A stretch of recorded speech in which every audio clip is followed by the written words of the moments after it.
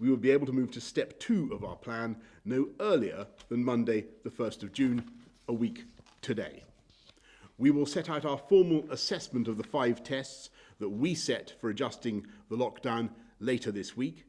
As part of the 3-weekly review we are legally required to undertake by Thursday.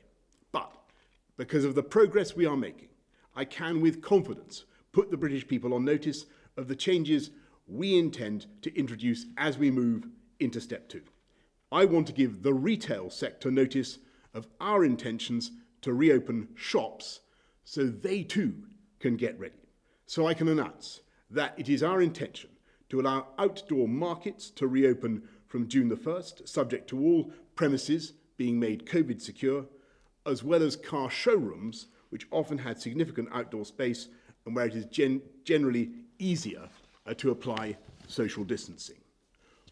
We know that the transmission of the virus is lower outdoors and that it is easier to follow COVID secure guidelines in open spaces.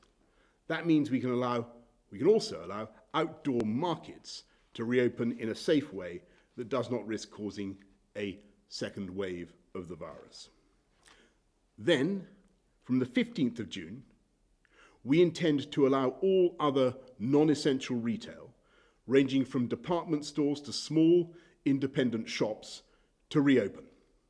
First of all, let me just repeat what you heard earlier on today, which is that it's absolutely true that I didn't know about any of the arrangements in advance. What I think did happen was while I was ill and about to get a lot sicker, we had a brief conversation in which I think Dominic Cummings mentioned where he was. But I have to tell you, Laura, at that particular stage I had a lot on my plate and really didn't focus on the matter until these stories started to emerge in the last few days. So my answer to your question is do I regret what has happened? And yes, of course, I